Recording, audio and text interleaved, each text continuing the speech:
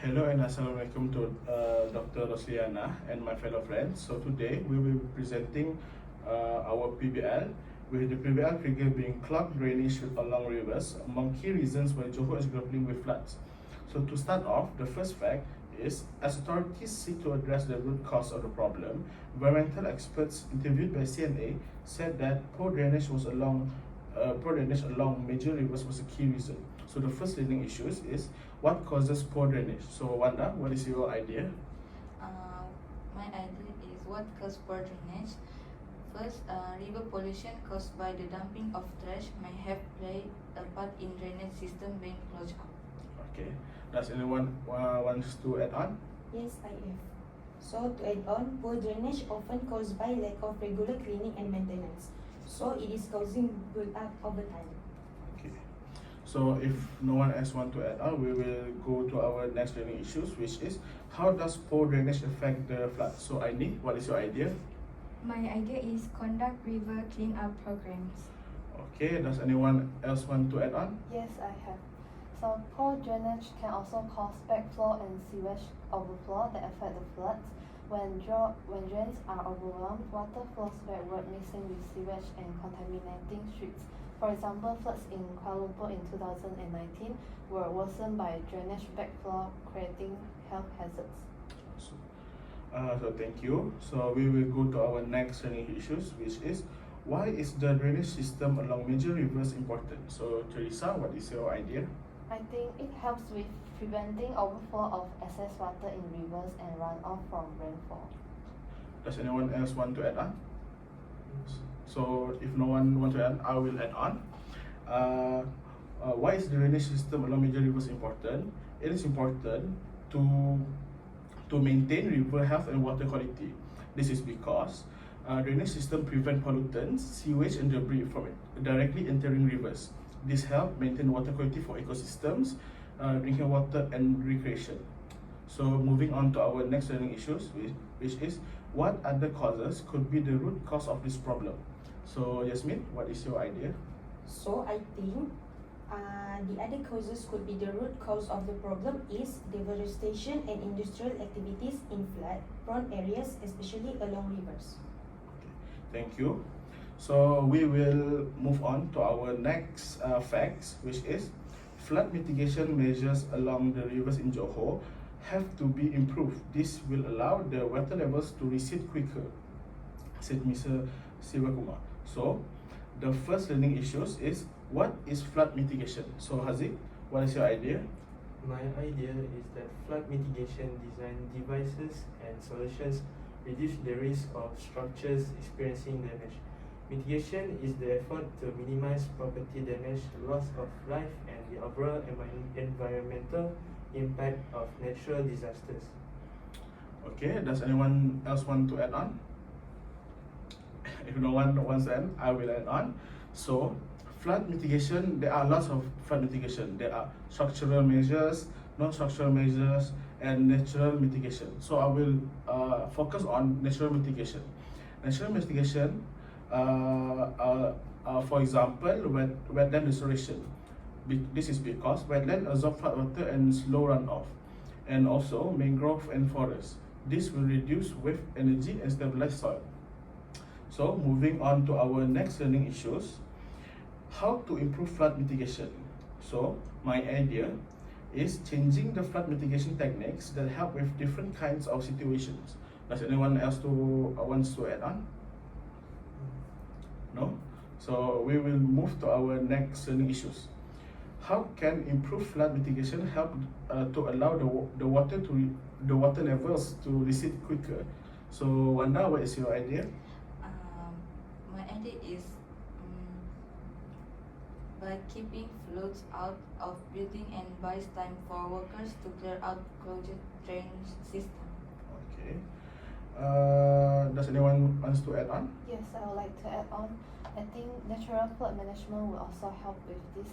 Wetlands act as a sponge which absorb and slow the runoff, and trees and vegetation also reduce soil erosion and improve water absorption. Okay. So I would like to add on Teresa's point. Improved flood mitigation also helps to allow the water levels to recede quicker because of retention and detention basins. These are engineered basins that temporarily store flood water. When as soon as the storm passes, the water is slowly released into rivers or drainage systems. So, moving on to our next facts. Authorities must reassess the drainage system so that if there are any clogs or blockage, they are removed. So some areas should be widened to ease the flow of water. So what are the causes of the clogs and blockages in drainage system? So Aini, what is your idea? My idea is enforces law addressing drainage system. Okay. Does anyone else want to add on? I disagree because drainage system that clogs are usually tends because of pollution from rivers. Okay. Anyone else? So if there are no one else, I will add on. If we are looking at other causes, leaf, branches, and organic debris is not in our sight. This is because fallen leaves and grass clippings and branches can accumulate, especially during storms or in area near trees. If not cleared regularly, they are formed dense blockage in drain grates and pipes. So moving on to how to widen some areas to ease the flow of water. So Teresa, what is your idea? I think digging the drainage system and making it bigger and wider could make some areas ease the flow of water. Okay, thank you. Does anyone wants to add on? So if no one wants to add on, we will move on to our next learning issues, which is where are the areas that should be widened? So Yasmin, what is your idea? So I think the areas that should be widened are such as drains, rivers, or any area with water flows. Okay, thank you. Does anyone wants to add on? Yes. Okay. Widening should focus on flood-prone zones, low-lying exposed, and spots where water often overflowing during heavy rains. Okay, thank you. So we will move on to our next fact, which is he added that authorities must control the levels of deforestation and industrial activities in flood-prone areas, especially along rivers. So Haziq, what is your point? I'm sorry.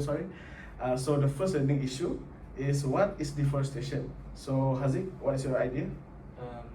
The definition of deforestation is deforestation and industrial activities cause floods to occur frequently. So does anyone want to add on? So I would like to add on. Deforestation is the permanent removal of trees and forests, which result in the land being converted to non-forest uses. So the next learning issues is what are industrial activities? So my idea is industrial activities means all industrial activities which create or change materials into another form, as well as commercial activities involving the sales of goods and services. Does anyone wants to add on? So if no, we will move on to our next learning issues is how deforestation and industrial activities affect the flood. So Wanda, do you have what is your idea? Deforestation has a severely significant impact on increasing flood event with many factors. For example, track and speed, stream flow connectivity, and abnormal water concentration time. So does anyone wants to add on? If no, we will move on to our next learning issues, which is what are flood-prone areas. So Aini, what is your idea? My idea is flood-prone areas mean the component of a natural or restore stormwater convenience system that is outside the main channel. Okay. Anyone wants to add on? I want flood-prone areas usually low-lying area and flat areas around urban cities. Okay. I would like to add on Haziq's answers. Flood-prone areas are overdeveloped urban zones, which is excess concrete and buildings prevent rain from soaking into the ground.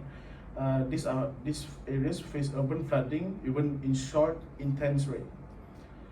So Moving on to the next learning issues, which is how can areas become flood prone? So Teresa, what is your idea?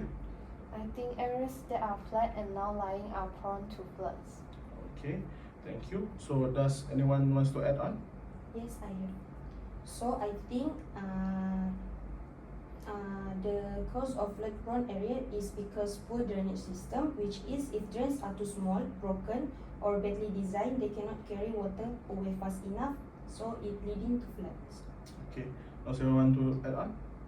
No?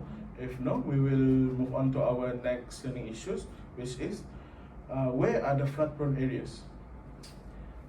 So I think in this case, which is Johor, includes places like Batu Pahat, Muar, Kluang, Tangkak, Pontian, Kota Tinggi, Johor Bahru. Okay, thank you. So moving on to our next fact is factors like land use planning and zoning needs to be regulated. So this involves limiting massive construction work and development in flood-prone areas, as this would only worsen the situation over time. Under Dr. Siu, Chen GPS is a Kuala Lumpur-based political science and social behavioral research firm. So the first learning issues is what are land use planning and zoning? So Haziq, what is your idea? My idea is that land use planning is the way land is arranged for different purposes, while zoning sets rules for what can be built in each area. Both help control development, especially in flood-prone zones, to reduce flood risk. Okay, thank you. So does anyone wants to add on Haziq's point? Yes. Okay. Land use planning and zoning also is the process of deciding how land is used, like for house, farm, or factories. Okay. Anyone else? If there are no, so we will move to our next learning issues, which is how to regulate and land use planning and zoning. So governments can regulate land use by enforcing zoning laws, doing environmental impact assessments, and limiting development in high-risk areas like flood zones. Anyone wants to add on? Yes, I have. Regulations of land use planning and zoning typically involves a multi-tiered approach, like primarily through legislative, administrative, and enforcement mechanisms. Okay, thank you. Anyone else? If no, we will continue to our next learning issues, which is what are the effect of massive construction work and development in flood-prone areas? So Wanda, what is your idea? It's block a natural water flow, reduce soil absorption, and increase the risk of severe flooding during heavy rain. Anyone else wants to add on? Yes, I would like to add on. Impermeable surface like concrete roof, roads, and parking lots reduce water infiltration, causing more rapid and greater volume of runoff during rains. Okay. Anyone else? So I would like to add on Teresa's point, which is block natural waterways.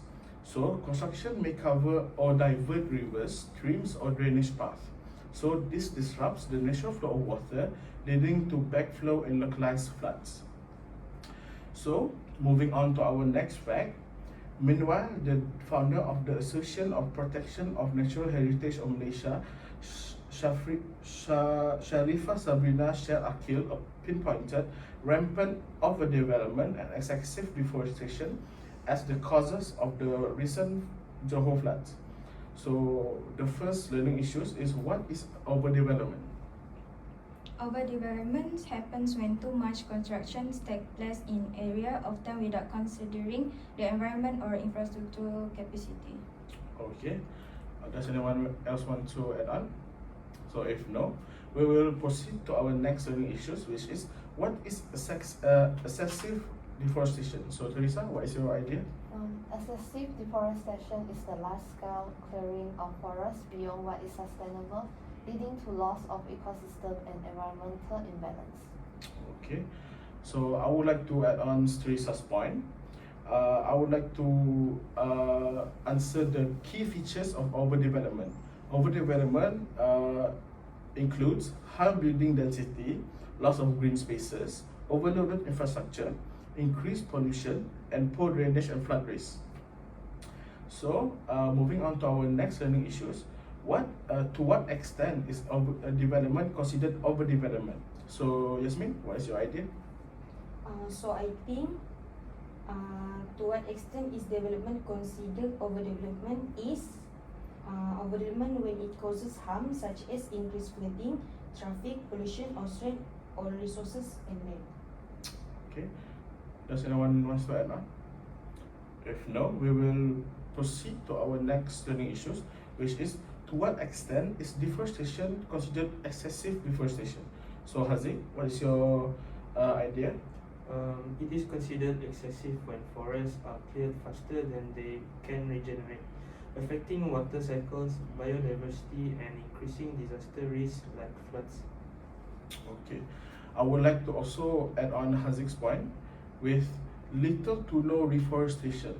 So, excessive deforestation means no effort are made to replant trees or restore the ecosystem after clearing.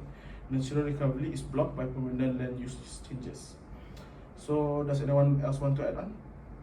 If no, we will continue to our next fact, which is if you look at the amount of rainfall in Johor and the amount of rainfall in Singapore, they are largely the same. But why is Singapore not flooded?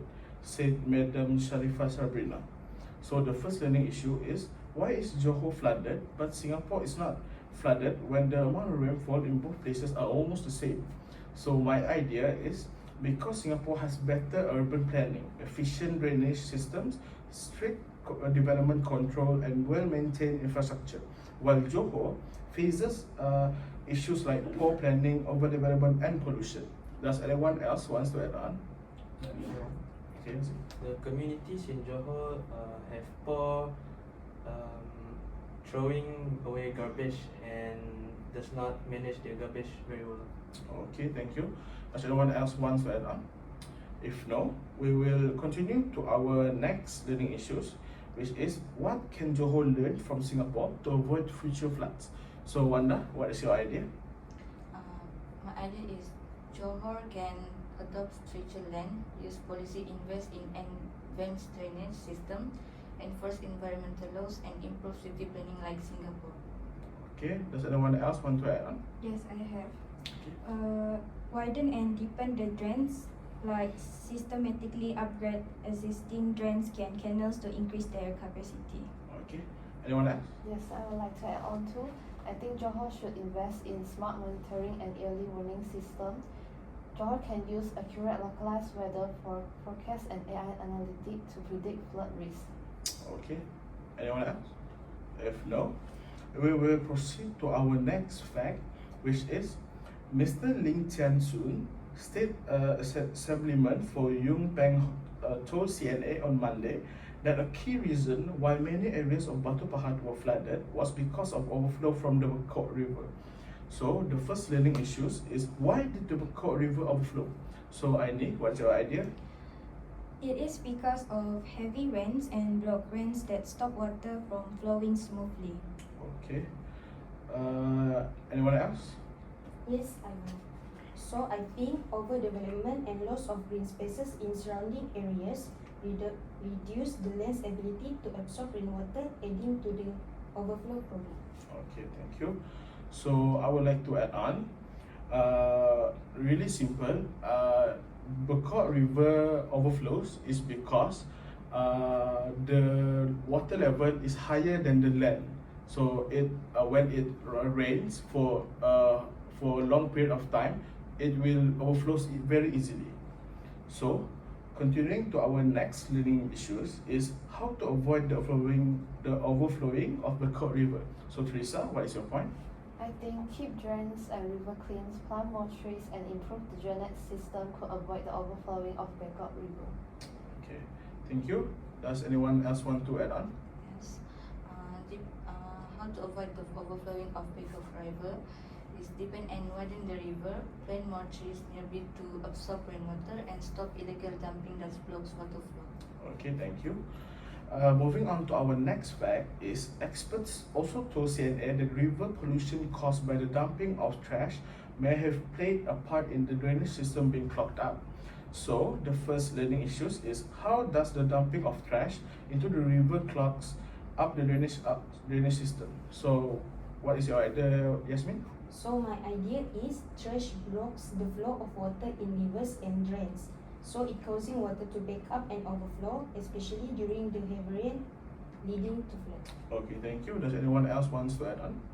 Okay. When trash build up in the rivers, it gets stuck in drain outlets, blocking water flow and causing flood during night. Okay, thank you. Anyone else? So if no one else wants to add on, we will move on to our next learning issues which is what are the other causes of river pollution? So Haziq, what is your point? Other causes include industrial waste, sewage discharge, agricultural runoff like pesticides and fertilizers, and oil spills. Okay, thank you. Anyone else? So if no one else wants to add on, then we will continue to our next fact. It is due to the attitude of some people who like to throw garbage into rivers, ditches and drains. When it rains in large amounts and for a long period of time, flash floods are inevitable. The rulers say that. So the first learning issues is what is a flash flood? So my idea is a flash flood is a sudden and quick flood that happens after heavy rain, especially in low areas. Anyone else wants to add on? If no one else wants to add on, I will move on to our next learning issues, which is what are the causes of flash floods? So Wanda, what is your point? It is because of heavy rains and garbage blocking the flow of water in the river drains and ditches. Okay, thank you. Anyone else? So I would like to add on. Sudden release of water is also one of the causes of flash floods. Dam failures can release large amount of waters into rivers or towns below. Can also happen when rivers burst their banks after heavy upstream rainfall. So moving on to our next learning issues is how to change the attitude of the people who like to throw garbage into rivers, ditches and drains. So So how to change the attitude? Educate the public, run awareness campaign, put up warning sign and give fines to those who litter. okay, anyone else want to add on? Parents should give moral educations to their children a lot more. Okay, thank you. So moving on to our next fact is the Sultan has also publicly spoken out against pollution in other rivers in Johor, such as Kim Kim, Danga and Machap. So for the first learning issues is why are the rivers such as Kim Kim, Danga and Machap polluted? Aini, what's your idea? I think because of the illegal dumpings of waste, factory pollutions, and people throwing rubbish into the rivers. Okay, anyone else? So if there are no one else who wants to add on, so we will move on to our next learning issues, which is where are those rivers located? So Teresa, what is your point? I think these rivers are located in Johor, Malaysia. Kim Kim Rivers is in Pasir Gudang. Danga River is near Johor Bahru. Machap Rivers is in Klang. Okay, thank you. Moving on to our next fact, which is Green Earth Society. Mr. Sivakumar told CNA that educating the masses and raising public awareness on this issue is key to reducing floods in the future.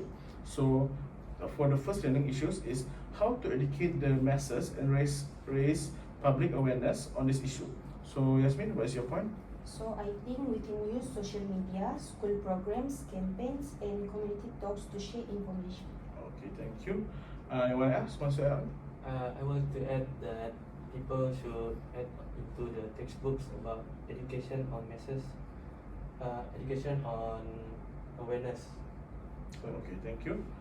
Moving on to our next learning issues is what is the significance of educating the masses and raising public awareness on this issue?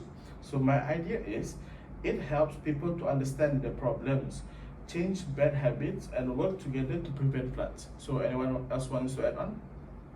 If no one else wants to add on, we will move on to the next fact. He noted that the state government had conducted river cleanup programs in Johor Bahru, but stressed that similar initiatives must be rolled out in the rural areas. So, for the first learning issues is how should the river cleanup programs be executed? So Wanda, what's your point? They should involve local communities, regular clean-up schedule, waste collection system, and support from local authorities with proper equipment and funding. Okay, thank you. Anyone else wants to add on?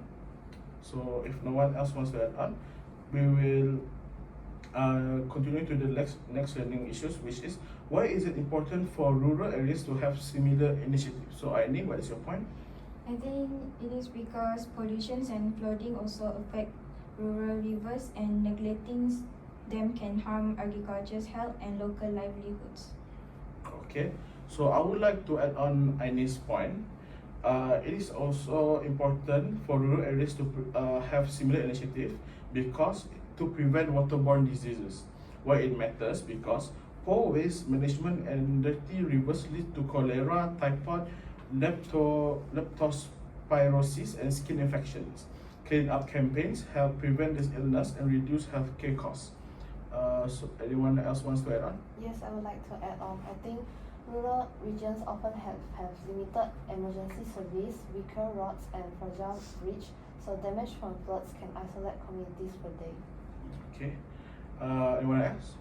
If there are no one else, we will move on to the next learning issues, which is where are the rural areas? Okay, Haziq, what is your point? Rural areas are places outside of cities and towns, usually with low population density, including villages and farming regions. Okay. Anyone else wants to add on?